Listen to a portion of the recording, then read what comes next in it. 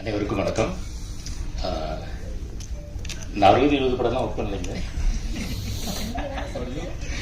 அது எப்படின்னா, பாசு சார் 60 படம் பண்ணியிருக்காரு. அவரோட அனுபவத்தை நான் வாங்கிட்டு வந்திருக்கேன்னு சொன்னேன்.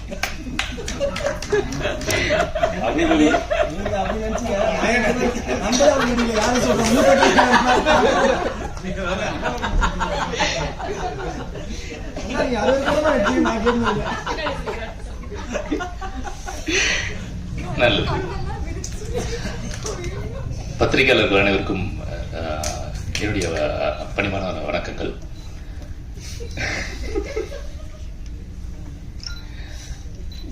இந்த படம் ஒரு வித்தியாசமான ஒரு படம். இது ஒரு வித்தியாசமான ஒரு திரைக்கதை. இது மாதிரி ஒரு கதை வந்திருக்குமான்னு எனக்கு தெரியல. எனக்கு தெரிஞ்சு இதுதான் ஃபர்ஸ்ட் சினிமா நினைக்கிறேன். ரஷோமான் எஃபெக்ட்ங்கிற ஒரு எல்லாருக்கும் தெரிஞ்சிருக்குன்னு நினைக்கிறேன் அந்த விஷயம். அதை இந்த கதையில நாங்கள் அப்ளை பண்ணியிருக்கேன். அது கூடவே வித்தியாசமான ஒரு விஷயத்தையும் ஆட் பண்ணியிருக்கேன். அந்த ரிங் ஓப்பன் ஆடியன்ஸ் தான் இந்த படத்தோட கிளைமாக்ஸ் கண்டுபிடிக்கணும் அப்படிங்கிற மாதிரி ஒரு விஷயத்தை கொண்டு வந்திருக்கோம். ஸோ இது எல்லாமே சேர்ந்து ஒரு புதுசான ஒரு விஷயமா இருக்குன்னு நான் நினைக்கிறேன்.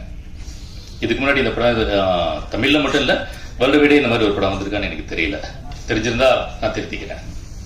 ஸோ அந்த வகையில் இது ஒரு முதல் படம் நினைக்கிறேன். எனக்கு முதல் படம் தான் இது. இந்த படம் முதல்ல ப்ரொடியூசர் சசிகுமார் சார் இந்த கதையை அவர்கிட்ட சொல்றதுக்கு நான் போகும்போது அவர் இந்த கதையை ஒத்துக்குவாரா ஒத்துக்க மாட்டாராங்கிற டவுட் எனக்கு இருந்துச்சு. ஏன்னா இது ஒரு எக்ஸ்பெரிமெண்டல் மூவி. எந்த ப்ரொடியூசருமே ஒரு எக்ஸ்பெரிமெண்டல் மூவிக்கு உடனே ஓகே எல்லாம் சொல்ல மாட்டாங்க. அவங்க கமர்ஷியலா போகணும், ஒரு படம் பண்ணணும் அப்படிங்கிற ஒரு தாட்டில் தான் எல்லாரும் யோசிப்பாங்க. பட் இவர் இந்த கதையை சொல்லும் போது நான் ரெடியாவே இன்னொரு கதையும் வச்சிருந்தேன். ஒருவேளை இந்த கதை ஒரு வேண்டாம் அப்படின்னு சொல்லிட்டாருன்னா உடனே இன்னொரு கதையை சொல்லி எப்படியாவது இருந்து ஒரு அட்வான்ஸ் வாங்கிடணும் அப்படிங்கிற தினத்துல. பட் ஆனால் இந்த கதை சொன்ன உடனே இதுல இருக்கிற இந்த கமர்ஷியல் ஆஸ்பெக்ட் அவர் யோசிச்சார். அது அவர் சொன்னார், அவர் எங்கிட்டே சொன்னார். இதுல நிறைய கமர்ஷியல் இருக்கு, இது நிறைய நடிகர்கள் இருக்காங்க, கதையும் நிறைய ஹியூமர்லாம் இருக்கு. இது ஒரு மர்டர் மிஸ்ட்ரிங்கிறதையும் தாண்டி இதுல நிறைய ஹியூமர் இருக்கு, இளைஞர்களை கவரக்கூடிய சில விஷயங்கள்லாம் இருக்குது அப்படின்னு சொல்லிட்டு இதுவே ஒரு பண்ணலாம், வேற எந்த ஆப்ஷனுமே நம்ம யோசிக்கவே வேண்டாம் அப்படிங்கிற மாதிரி ஒரு முடிவு எடுத்தாரு. ரொம்ப தேங்க்ஸ் சார், ரொம்ப தேங்க்ஸ் சார். ஸோ அதனாலதான் இந்த படம் ஸ்டார்ட் ஆச்சு. ஸோ அப்படி சொல்லும்போது அடுத்து நடிகர்கள்ங்கிற ஒரு விஷயம் வரும்போது உடனே சொன்னேன் விதாத் சார். ஏன்னா இந்த விதாத் சாருக்கு இதுக்கு முன்னாடி நான் ஒரு கதை சொல்லியிருந்தேன். அந்த கதையை கேட்டு அவர் ரொம்ப இம்ப்ரெஸ் ஆகி என் கூட ரொம்ப நாள் ட்ராவல் பண்ணோம். பட் அந்த கதை என்னால் படம் பண்ண முடியல அந்த சமயத்தில். பட் சீக்கிரம் அந்த பண்ணணும் சார் அது. ஸோ அந்த நம்பிக்கையில் அவர் என்ன சொன்னார்னா, எந்த ப்ரொடியூசர் கிட்ட போய் நீங்க சொன்னாலும் ஒரு ஹீரோ கேட்டாங்கன்னா என் பேரை நீங்க தாராளமாக யூஸ் பண்ணிக்கோங்க, எந்த பிரச்சனையுமே இல்லை, நான் கண்டிப்பா நான் அந்த கதையை நான் பண்றேன் அப்படின்னு சொல்லியிருந்தாரு. ஸோ அதனால கேட்ட உடனே நான் விதாத் சார் இருக்காரு அப்படின்னு சொன்னேன். கிட்டத்தட்ட படம் முடிஞ்சதுக்கு அப்புறம் தான், அதாவது நாங்க ஷூட்டிங்லாம் கன்ஃபார்ம் பண்ணி ஷூட்டிங் போகும்போது தான் சாருக்கு நான் கதையே சொன்னேன். அது வரைக்கும் அவர் அவ்வளவு நம்பிக்கை வச்சிருந்தாரு என் மேல. ஸோ அதுக்கு ரொம்ப தேங்க்ஸ் சார்.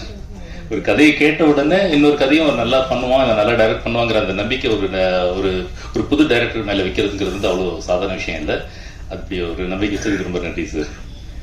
ஸோ அதுக்கப்புறம் அடுத்தடுத்த ஆர்டிஸ்டுக்கு தேடிட்டு இருக்கும்போது அடுத்து எங்களுக்கு கலை தான் ப்ரொடியூசர் சாருடைய முதல் சாய்ஸா இருந்தார். கலையை பார்த்தோம், போனேன், கதை சொன்னேன். அவர் விஷயம் சொன்னார், கதை கேட்ட உடனே எனக்கு எந்த ரோல் வேண்டாம், ரோல் கொடுங்க அப்படின்னாரு. இல்ல ஆல்ரெடி பிக்ஸ் ஆயிடுச்சு. ஆக்சுவலி இப்ப போய் சொன்னேன்.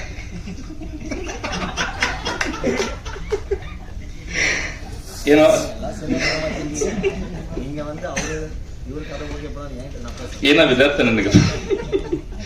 விதாத் சார் இப்ப கதையை சொல்லலையே. அவர்தான் நான் எந்த ரோல் கொடுத்தாலும் நடிக்கிறதுக்கு தயாரா இருந்தாரு. வேற வழி இல்லை. ஏன்னா இந்த ரோல் விதாத் சார் பண்ணாதான் நல்லா இருக்கும் அப்படிங்கிறதுனால அதை நான் பிக்ஸ் பண்ணியிருந்தேன். கலைக்காக செலக்ட் பண்ண ரோல் கலை மட்டும் தான் பண்ண முடியும். நீங்க நான் மிகைப்படுத்தி சொல்லல, நீங்க படம் பாத்தீங்கன்னா தெரியும். ஏன்னா இது ஒரு சத்தம் கொஞ்சம் அதிகமான டெசிபிள் போனாலே பிரச்சனையாகக்கூடிய ஒரு கேரக்டர். நம்ம நார்மலாவே நம்ம வீட்டில் ஒரு சின்ன சவுண்டுகள் ஒரு போனை கீழே வச்சா கூட சில பேருக்கு அது நாய்ஸ், ஒரு பெரிய நாய்ஸா தெரியும், ஒரு எரிச்சல் உருவாக்கும். அது சில சமயங்கள்ல சில நேரங்கள் அப்படி வரும். ஆனா எப்பவுமே வரக்கூடிய ஒரு கேரக்டர். ஸோ அதனால அவருடைய கதாபாத்திரமே அவர் நடக்கிறதே ரொம்ப சாஃப்டா நடந்தாகணும், ரொம்ப அதிர்வா இருக்கக்கூடாது. ஏன்னா அவருடைய சத்தமே அவருக்கு டிஸ்டர்ப் ஆயிடும். ஸோ அதனால ரொம்ப ரிலாக்ஸ்டா ரொம்ப நிதானமா எடுத்து வைக்கிறது. அந்த பூனை நடந்து வர மாதிரி நடந்து வரணும். அந்த மாதிரி எந்த பொருளை எங்க வைக்கிறதா இருந்தாலும் அது போய் கவனமா வைக்கணுங்கிற அந்த மாதிரியான ஒரு டிஃபிகல்ட்டான ஒரு இது இருந்தது. அவர் பேசுறதே அவர் சவுண்டே ரொம்ப கம்மியா கேட்கணுங்கிற மாதிரியான ஒரு இது இருந்தது. இப்போ இங்க பாருங்க, பயங்கர கலாய்ச்சிட்டு பயங்கரமா பேசிட்டு இருக்கிறவரால அங்க ரொம்ப மினிமமான வார்த்தைகள் பேச வச்சோம். இன்னும் சொல்றது அவருடைய வசனங்கள் நீங்க கவனிச்சு பாத்தீங்கன்னா படத்துல தமிழ்ல குறில் நெடில்னு இருக்கு. இந்த நெடில்ங்கிறது அதிகமா பயன்படுத்தப்படும். ஸோ அந்த அந்த சவுண்ட் இருக்கு இல்லையா, அந்த ஹெவியா இருக்கு, அந்த சவுண்ட் எதுவுமே வராதபடி ஒரு குரில் சவுண்ட்லயே கொண்டு வந்திருப்பேன் நிறைய இடங்கள்ல. அதை கரெக்டா அப்சர்வ் பண்ணி கரெக்டா அதை ப்ரெசென்ட் பண்ணது ஒரு பெரிய விஷயம். அது படத்துல ஒரு சீன் இருக்கும், சாருன்னு ஒரு வார்த்தையை சொல்லுவார். ஒரே சாருங்கிறத பல இடத்துல திரும்ப திரும்ப ரிப்பீட்டடா சொல்லிக்கிட்டே இருக்கணும். ஒவ்வொரு இடத்துலயும் ஒவ்வொரு வேரியேஷன். சிவாஜி சாருக்கு அப்புறம் அவர் தான் பண்ணாரு சார்.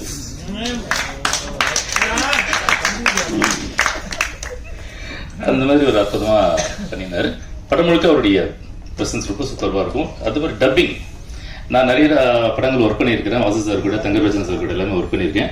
டப்பிங் போகும்போது எல்லாம் என்ன செய்வாங்கன்னா, ஜென்ரலா ஒரு சென்டென்ஸ் பேசுவாங்க, அடுத்த சென்டென்ஸ் பேசுவாங்க, அதுக்கப்புறம் அப்படி இப்படியே முடிச்சிருவாங்க. ஆனால் விதாத் சார் வந்து ஒரு சீனே பேசுவாரு. சாரி கலை சார், ஏன்னா விதாத் சார் டப்பிங்கே இல்லை, அதனால எனக்கு தெரியல.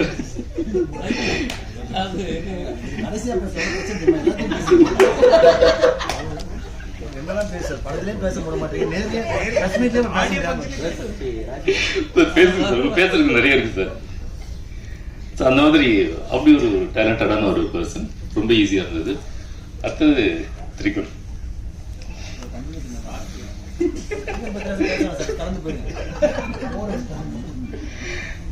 இந்த படத்துல நிறைய பேர் நாங்க பேசியிருந்தோம். அந்த ஆக்சுவலி திரிகுன் கேரக்டருக்கு வந்து நிறைய ஆப்ஷன் எங்க கிட்ட இருந்தது.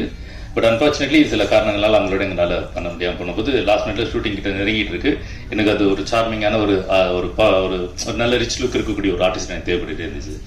ஸோ அதனால நிறைய ஆப்ஷன் எடுக்கும் போது எக்ஸிக்யூட்டிவ் ப்ரொடியூசர் அவர் செந்தில் சார் கொடுத்தார் அவருடைய போட்டோ. அது வரைக்கும் அவர் எனக்கு தெரியாது. ஸோ அதை பார்த்த உடனே நான் ஃபிக்ஸ் பண்ணிட்டேன். சார் இவர் தான் சார் இந்த கதைக்கு கரெக்டாக இருப்பாரு, இவ்வளோ பேர் மிஸ் ஆனது காரணமே இவர் தான் போல இருக்கு, அதனால உடனே அவர் வர சொல்லுங்க, அவரோட பேசி ஆகணும், அவர்கிட்ட பண்ணணும். உடனே அவர் ஃபோனில் பேசினாரு. ஃபோனில் பேசும்போது பயங்கர ஸ்டைலா ஒரு மிரட்டலான ஒரு வாய்ஸ்ல கிட்ட பேசினாரு. அந்த வாய்ஸ்க்கு நான் ஃபிளாட் ஆயிட்டேன். அந்த மாதிரி பேசினாரு. வந்ததுக்கு அப்புறம் அந்த வாய்ஸை காணோம், நேர்ல பார்க்க ஒரு பயங்கர பில்டப் கொடுத்து அப்படி பேசிட்டு உள்ள வந்துட்டாரு. வந்து கதை உள்ள வந்துட்டாரு, ஆபீஸ் வந்துட்டாரு. வந்தோடனே ஆபீஸ் ரூம்ல உட்காந்து கதை சொல்ல வரும்போது எல்லாருமே கதை கேட்டவொடனே எனக்கு கதை புரியல, இல்லை நான் பண்ணல, என் டேட் இல்லைன்னு சொல்லிட்டு போவாங்க. அவர் உள்ள வரும்போதே சொல்லிட்டு இந்த கதை பண்ற ஐடியா இல்லை, எங்கிட்ட டேட் இல்லை, நான் வேணான்னு சொல்றதுக்காக தான் சார் வந்தேன். என்னடா ஒருத்தர் வேணான்னு சொல்றதுக்காக ஹைதராபாத் வந்து டிக்கெட் போட்டீங்க அப்படின்னு யோசிச்சுட்டு முதல்ல அசிஸ்டன்ட் கூட கதை சொல்லிப்போம் வெளியில விட்டாதீங்க அப்படின்ட்டு ப்ரொடியூசர் சாருக்கு ஃபோன் பண்ணி, சார் செக்கோட வந்திருக்கு சார், வெளியில ஆள் கிடைச்சில அப்புறம் மாட்டிக்கோன்னு சொல்லிட்டு உடனடியா ஒரு கதையா எப்படியாவது சொல்லி ஆகணும்னு சொல்லிட்டு அவரை விட ஹெவியான ஒரு பயங்கர போல்டான பேஸ் வாய்ஸ்ல அவரை கவுத்து அட்வான்ஸ் கொடுத்து உள்ள இருக்குன்னு வந்துட்டோம். அப்புறம் சந்தோஷ் பிரதாப் இந்த கதையை நான் எழுதும் போது எனக்கு 2 பேர் மைண்ட்ல இருந்தாங்க. அது ஒண்ணு வந்து விதாத் சார், இன்னொன்னு வந்து சந்தோஷ் பிரதாப். அந்த கதையை அந்த ரோல் எழுதும் போதே அப்பயே பிக்ஸ் பண்ணிட்டேன். இவங்களை தவிர வேறு யாருமே வாய்ப்பே கிடையாது. எந்த ஒரு மாற்றங்கள் வந்தாலும் எது வந்தாலும் இதை அவங்க மாற்றவே கூடாதுன்னு நான் ரொம்ப ஸ்ட்ராங்காகவே இருந்தேன், ரொம்ப அடமெண்டாகவே இருந்தேன். ஸோ அது மாதிரி அவர் ப்ரொடியூசர்ஸ் சொல்லும்போது அவர் வந்து இல்லை அவரு வேற மாதிரி இருக்கிறாரு, வேற மாதிரி படங்கள்லாம் பண்ணிட்டு இருக்காரு, வில்லனா இருக்காரு, மட்டத்தனமா இருக்காரு, ரொம்ப பீக் அவுட்டா இருக்கக்கூடிய ஒரு கேரக்டர், ரொம்ப ஜாலியா ஒரு ஃபன்னா இருக்கக்கூடிய ஒரு கேரக்டர், இது எப்படி அவர் பண்ணுவாரு, உங்களுக்கு ஆல்ரெடி அவருக்கு தெரியுமா, அவரோட ஒர்க் பண்ணிருக்கீங்களா அப்படிலாம் கேட்டாரு.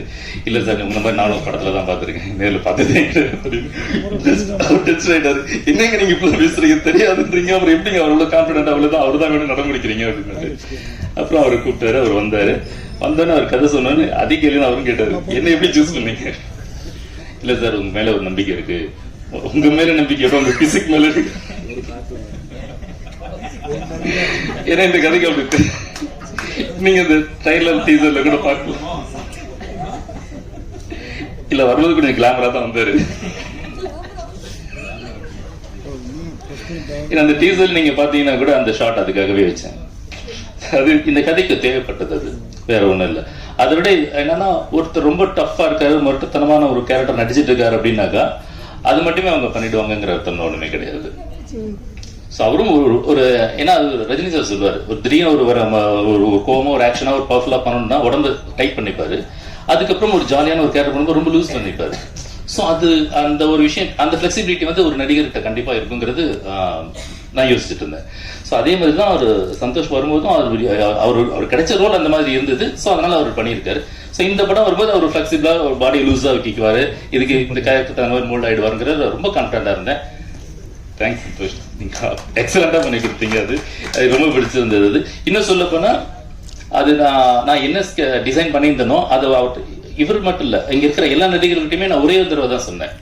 அது கதை சொல்லும்போது அவங்க எல்லாருமே சொன்னேன். ஷூட்டிங் ஸ்பாட் வந்ததுக்கப்புறம் ஜஸ்ட் ஒரு ரிமைண்டர் தான் அது கொடுத்தேன். அந்த முதல் ஷாட் எடுக்கும்போது, முதல் சீன் எடுக்கும்போது இது இப்படி தான் அப்படி தான் சொல்லியிருந்தேன். அந்த மீட்டரை பிடிச்சிட்டு படம் முடிகிற வரைக்கும் அவங்க அதுக்குள்ளாரே ட்ராவல் பண்ணியிருந்தாங்க. அது எனக்கு ரொம்ப பெரிய ஒரு சந்தோஷமா இருந்தது. ஈஸியாக படம் எடுக்க முடிஞ்சது. அது இல்லைன்னு வச்சுக்கோங்களேன், ரொம்ப கஷ்டப்பட்டுருந்தேன். எல்லாரும் அதை கேரக்டர் புரிஞ்சுக்கிட்டு அதில் இன்வால்வ் ஆகி அழகாக பண்ணது பெரிய விஷயம். அதுக்கு அது ஒரு பெரிய தேங்க்ஸ் நான் சொல்லி ஆகணும். அப்புறம்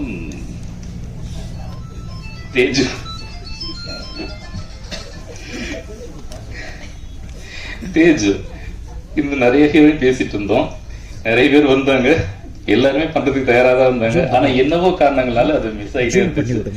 அதுக்கப்புறம் தேஜ் தான் வரணும்னு இருந்திருக்கு போல இருக்கு விதி.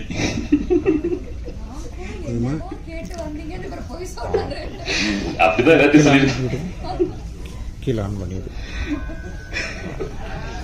எனக்கு தேஜு அதுக்கு முன்னாடி தெரியவே தெரியாது. இந்த படம் பண்ற வரைக்கும் ப்ரொடியூசர் வந்து ஒரு தேஜுன்னு ஒருத்தங்க இருக்காங்க, வருவாங்க, நீங்க அவங்க கிட்ட கதை சொல்லுங்க அப்படின்னாரு.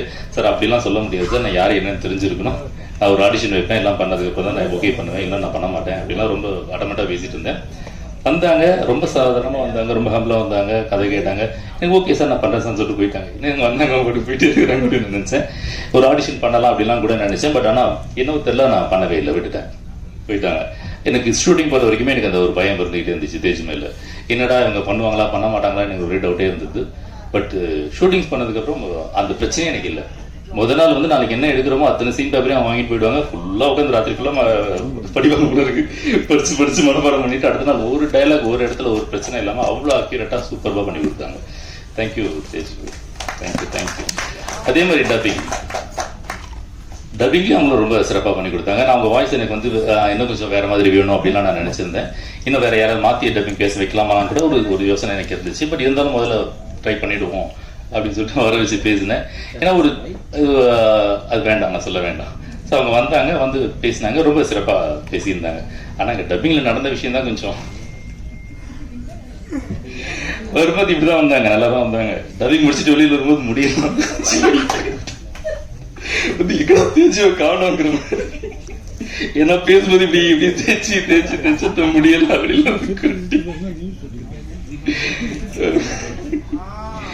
அது மாதிரி அப்புறம் தேஜு கூட ஒரு முக்கியமான ஒரு ரோல், படத்தோட கீ பாயிண்டா அந்த கதையோட தேஜோட கதையை நகர்த்தக்கூடிய ஒரு முக்கியமான ஒரு கேரக்டரா ஒரு ரோல் இருந்தது.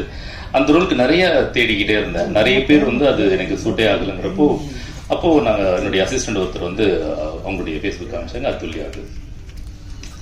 அத்துல்யாவை பார்த்த உடனே அவனுக்கு என்னோட கேரக்டருக்கு எக்ஸாக்ட்லி இவங்க தான். ஏன்னா அந்த ஒரு போல்டான ஒரு ரோல், அது அந்த போல்டான ரோலை ஹேண்டில் பண்ணக்கூடியதுக்கு ஒரு தனித்திறன் தேவை இருக்கு. அதை வந்து அவங்களை பார்த்தோன்னே எனக்கு தோணுச்சு, ஓகே இவங்க கரெக்டாக பண்ணுவாங்க அப்படின்னு எனக்கு தோணுச்சு. பட் இருந்தாலும் இவங்க பர்ஃபார்ம் பண்ணுவாங்களா இல்லையான்றது ஒரு சின்ன சந்தேகம் எனக்கு எப்பவுமே அது உண்டு. ஏன்னா அது நான் இது முன்னாடி ஒர்க் பண்ண வாசு சார்கிட்டையும் தங்கர் வசன் சார்கிட்டையுமே அதை நான் கற்றுக்கிட்டேன். எந்த ஆர்டிஸ்டாக இருந்தாலும் ஒரு ஆடிஷன் பண்ணுங்கிறது ஒரு விஷயமா வச்சிருந்தேன். ஸோ அதே மாதிரி அவங்க கிட்டையும் கேட்டேன், அவங்க எனக்கு ஒரு சீன் அனுப்புறேன், நீங்கள் இது பண்ணி தர முடியுமா அப்படின்னு கேட்டேன். அவங்க அங்கே கேரளாவில் இருந்தாங்க, ஒன்றுமே பிரச்சனை எதுவுமே யோசிக்காமல் உடனே அவங்க பண்ணி எனக்கு அனுப்பிச்சிருந்தாங்க. எனக்கு பிடிச்சது, அடுத்த நிமிஷமே வர வச்சுட்டோம், உள்ளே வந்துட்டாங்க. ரொம்ப தேங்க்ஸ். ஸோ இதே அடுத்தது ஜான்விஜய் சார். இந்த படத்தில் இவங்களெல்லாம் தாண்டி இவங்க அத்தனை பேருமே ஹேண்டில் பண்ணக்கூடிய ஒரு ஆள். சமாளிக்கணும், சண்டை போடணும், பிரச்சனை பண்ணணும், டார்ச்சர் பண்ணணும், எல்லாம் பண்ணணும் அப்படிங்கிற ஆளாக வரும்போது அதுக்கு ஜான்விஜய் சார் சொன்ன உடனே எல்லாருமே உடனே ஓகேட்டாங்க. ஒரே சாய்ஸ் தான்ங்கிற மாதிரி எல்லாருமே ஓகே அப்படின்ட்டாங்க. அவர் இன்னைக்கு வர முடியல, அவர் ஷூட்டிங்ல இருக்காரு. வந்து தானே கொஞ்சம் செட்டு கலகலகன மாதிரி இருந்திருக்கு, இந்த ஸ்டேஜே வர மாதிரி ஆயிருக்கும். ஸோ ரொம்ப சிறப்பாக பண்ணியிருந்தாரு. அவர் படம் பண்ணது அந்த ஷூட்டிங் வந்து ஒரு 5 நாள் தான் ஒர்க் பண்ணாரு. பட் ஆனால் டப்பிங் அவர் கூப்பிடும்போது, சார் இதெல்லாம் 2 மணி நேரத்தில் நான் பேசிட்டு போயிடுவேன் சார், அது ஒரு 5 நாள் தானே வந்தேன் அப்படின்னாரு. இல்லை சார் நீங்கள் ஒரு நாள் தேவைப்படுவீங்க சார் அப்படின்னு. எவ்வளோ படம் பண்ணியிருக்கிறேன், எனக்கு ஜஸ்ட் ஒரு 2 மணி நேரம் போதும் அப்படின்ற மாதிரி சொன்னார். முதல்ல ஸ்டுடியோக்கு வாங்க சார், டப்பிங் தேட்டர் வாங்க, வந்தோடனே பார்த்துட்டு சொல்லுங்க அப்படின்னு. வந்தோடனே அவரோட சீன்ஸ்லாம் பார்த்தோன்னா, ஐயா சார் எனக்கு இவ்வளோ இருக்குது, இதுக்கு 2 நாள் ஆகும் போல இருக்குதுன்னு சொல்லிட்டு அப்புறம் மெனக்கெட்டு ஃபுல்லாக சின்சியராக இருந்து அதை பண்ணி கொடுத்துருந்தாரு. அப்போ ஒரு உடம்பு சரியில்லாமல் இருந்துச்சுன்னு நான் நினைக்கிறேன். அதையும் மீறி அவர் சிறப்பாக பண்ணி கொடுத்தாரு. ரொம்ப நல்லா இருந்தது. ஸோ இதுக்கப்புறம் தேஜுவோட மதர் ஒருத்தவங்க பண்ணியிருக்காங்க. அவங்க ரொம்ப சிறப்பாக பண்ணியிருக்காங்க. சுந்தர ட்ராவல்ஸ் ராதா அவங்க. இன்னைக்கு அவங்களால வர முடியல. அதை தவிர ஸ்வேதான்னு ஒருத்தவங்க நடிச்சிருக்காங்க. ஒரு கலையோட பேரை நடிச்சிருக்காங்க. அவங்களும் ரொம்ப சிறப்பாக பண்ணியிருக்காங்க. பட் எல்லாருமே ஷூட்டிங்கில் கமிட் ஆனதுனால அவங்களால வர முடியல. அப்புறம் சரத் வந்து கடைசி நிமிஷத்துல தான் ஜாயின் பண்ணாரு. அவர் இந்த வண்டியில் ஏறினாரு. அது எனக்கு தெரியாது. ஆனா டிவிலாம் அதிகமா பாக்குறது இல்லை. அதை பத்தி எதுவும் தெரியாது. எப்போ ரீல்ஸ்ல வர்றது உண்டு. யாராவது எதாவது சொன்னாங்கன்னா பாக்குறது உண்டு. அது ஒரு இது என்ன பழக்கம்னு எனக்கு தெரியல. அப்படி ஒரு பழக்கம் அப்படி ஆயிடுச்சு. அது மாத்திக்க முடியல. அதனால எனக்கு பெருசா தெரியாது. சரத்தை பத்தி எதுவும் தெரியாது. சார் வந்தாரு. வந்த உடனே அவர் நிறைய காமெடி பண்ணுவார். பயங்கரமா அப்படி பண்ணுவார், இப்படி பண்ணுவார் அப்படின்லாம் சொல்லியிருந்தாங்க. அதனால நான் அவருடைய ரீல்ஸ்லாம் பார்த்தேன். கொஞ்சம் உண்மையாக நிறைய காமெடிலாம் நல்லா தான் பண்ணிட்டு இருந்தாரு. அது ஒரு இன்ட்ரெஸ்டிங்காக இருந்துச்சு. ஆனால் ஒரு காமெடி ஆர்டிஸ்ட் கூட இந்த ரோலுக்கு போடுறோமே அப்படிங்கிற ஒரு கேள்வி எனக்கு இருந்தது. பட் இருந்தாலும் சரி வர வைப்போம்னு சொல்லிட்டு வர வச்சேன். ஏன்னா எப்போ ஒருத்தர் காமெடி பண்ணி மற்றவங்க சிரிக்க வைக்கிறாங்களோ அப்போ அவங்களால எல்லா ரோலும் பண்ண முடியுங்கிறது வந்து விதி.